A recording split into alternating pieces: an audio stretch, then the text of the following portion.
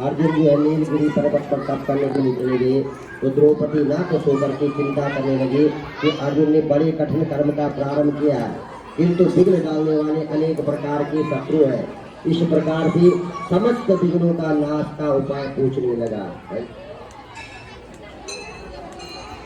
इस प्रकार से भगवान शंकर से पूछती है कि हे भगवान, कौन सी व्रत ऐसा है, कौन सी दान ऐसा है, कौन सी तप है जो समस्त स्त्रियों का कल्याण करने वाला है, जो सौभाग्य को देने वाला है, संतति को देने वाला है, सर्वत्र विजय करने वाला है। भगवान वो व्रत बताने की कृपा कीजिए। और शंकर भगवान की जय।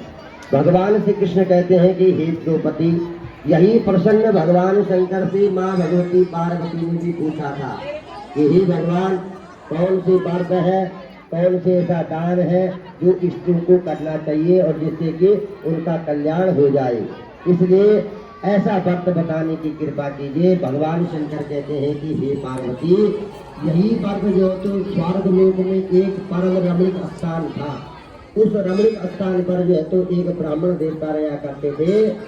ब्राह्मण देवता के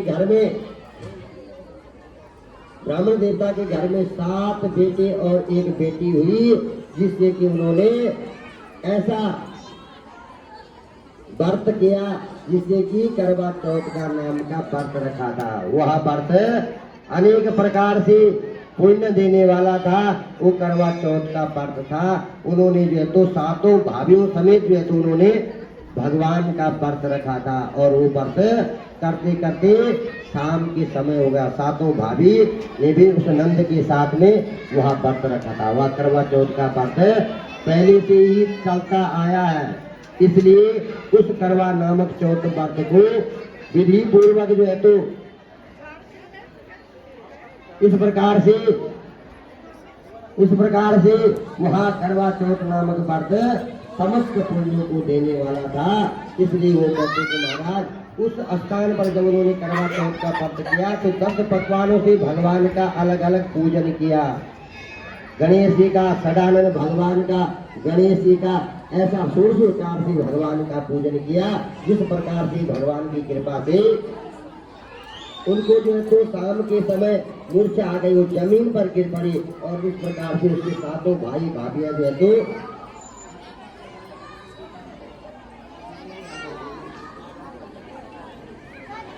इस प्रकार से वो व्रत का पूछने लगे कि महाराज, वो व्रत कैसे करना चाहिए।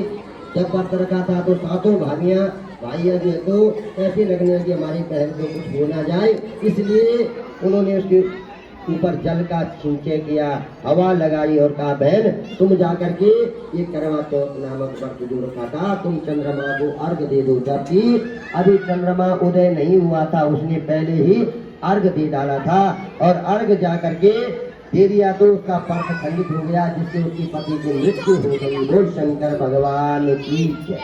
तब वह पुनः 1 साल के पश्चात अपने मैके गई ससुराल से।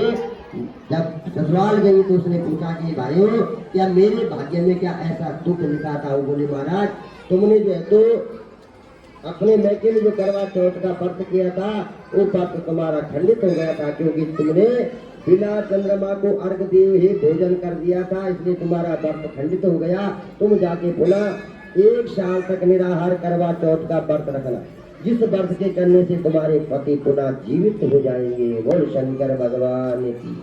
उस बाला ने वैसे ही करवा चौथ का व्रत किया, तब स्वर्ग लोक से इंद्राणी आई। उसने उसके पति को जल का सिंचन किया, और उसके पति को जल का सिंचन करके उसे पुनः जीवित कर दिया। इस प्रकार से भगवान श्री कृष्ण कहते हैं कि हे द्रौपदी, तुम भी इसी करवा चौथ के व्रत को करो, जिस व्रत के करने से अर्जुन ने कठिन कर्म का प्रारंभ किया। उस व्रत के संग्राम से जो है तो क्या अर्जुन अपने राज्य को प्राप्त कर देगा।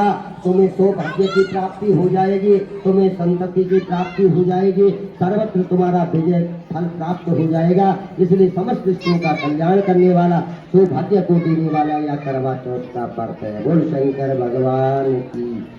जिन्होंने कथा सुनी है वो प्रसाद ग्रहण करे और क्या